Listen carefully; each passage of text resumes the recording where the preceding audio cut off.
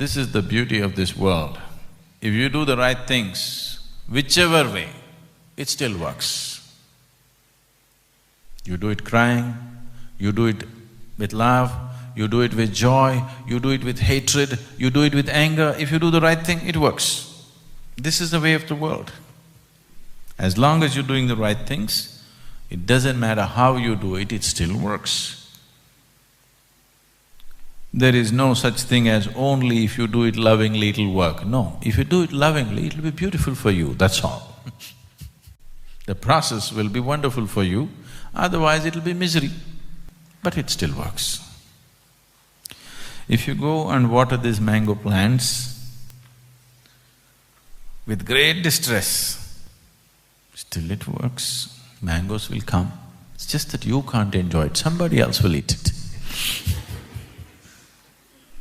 If you do it very joyfully, lovingly, the first sight of the flower, you'll notice it, maybe you will get to eat it.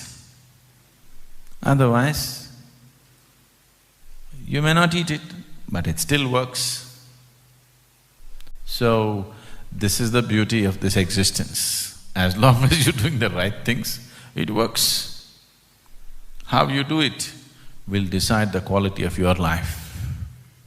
Not whether it happens or not, it'll anyway happen. It once happened, there was a chicken farmer. You know, the chicken farmer, a poultry farmer.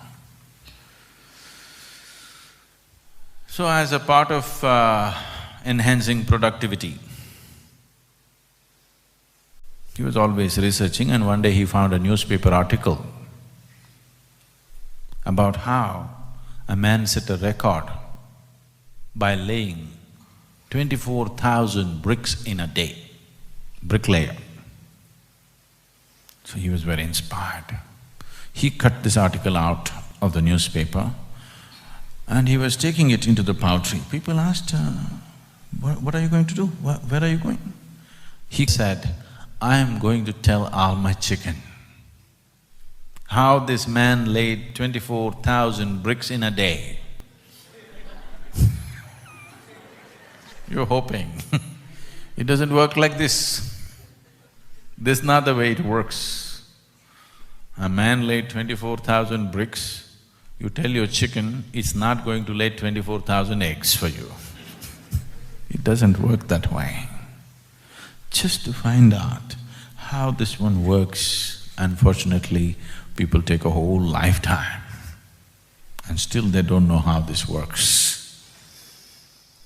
If you understand this much, that if you raise beyond your discrimination and if you're able to look at everything as one, if you have only one eye for everything, for this one kind of eye, for this another kind of eye. No, not that. You have only one eye for everything. If you're like this, suddenly your body will be full of light, it works. This one thing, just this one thing. If you can, instead of being here, if you allow your spirituality to go till here, if these two eyes get submerged and you are able to see everything with one eye, not with two. You like this person, you don't like this person, you love this person, you hate this person, you are all okay with this one, not okay with this one. This one is nice, you can't stand that one. If you just transcend that, if you're able to look at everything with one eye, sadhana will go to a different dimension altogether. This one thing you must do. Otherwise, lighting up takes a lot of effort. If you want to light up without this, it takes phenomenal effort and it dissipates very soon. See, when you're looking at your life only as a survival process, discrimination is a must. You walk out on the street, you are like any other animal in the forest, constantly looking, who is okay, who is not okay, where is the danger, where is a friend, where is an enemy, constantly looking at. If you live in that condition, survival gets taken care of, yes. But this discriminatory process, if it exceeds its limits, then everything in the existence becomes fragmented and the chances of ever you lighting up becomes remote. It is useful only for survival. If you want to look at life, if you want to perceive life for what it really is, you need one eye, not two. The two will help you to survive, and that's all. It is just that over a period of time, survival, the word survival might have gotten complicated. No, that is not it, it's not just survival. To carry my profession, to pursue my career, to do this, to do that, I need discriminatory mind. It is just that you have complicated your survival process, that's all.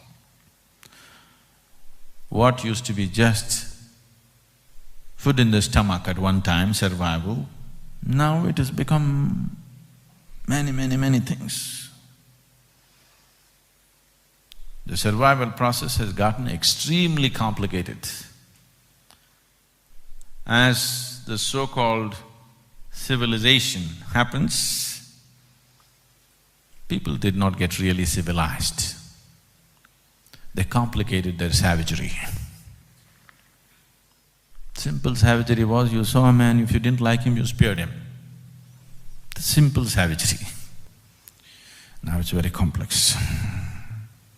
If you don't like somebody, you write a wrong article in the newspaper, not mentioning anything about him, but you'll maul him in a million different ways. So constantly going on complicating the survival process will present you with many problems, and of course you could find solutions. You could busy yourself in inventing problems and finding solutions. What is the solution ultimately? You will see if you go like this, the only relief, both for the people who believe they are finding solutions and people who are straightforward about creating problems and people who create problems in roundabout ways. For both of them, the only relief ultimately will be to rest in peace, because that's the only time they will know what it means to at least lie down in one place without rolling within themselves all the time. Not one moment of stillness will you ever know. If you have not known the beauty and immensity of being still, to put it simply, you're actually ill.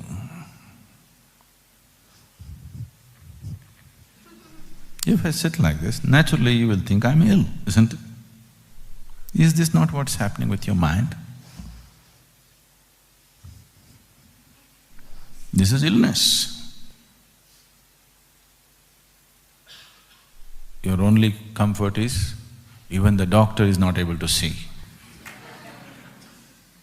Because two shaking people can't see each other shaking.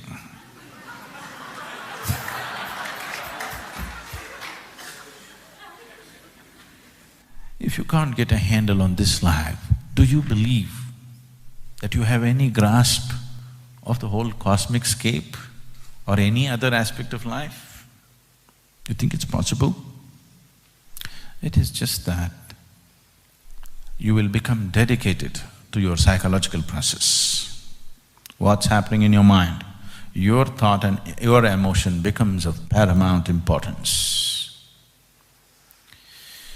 When your thought and your emotion becomes paramount importance, to put it very simply, what it means is your petty creation has taken precedence. It has become far more important than the grandeur of the Creator's creation. That's all it means.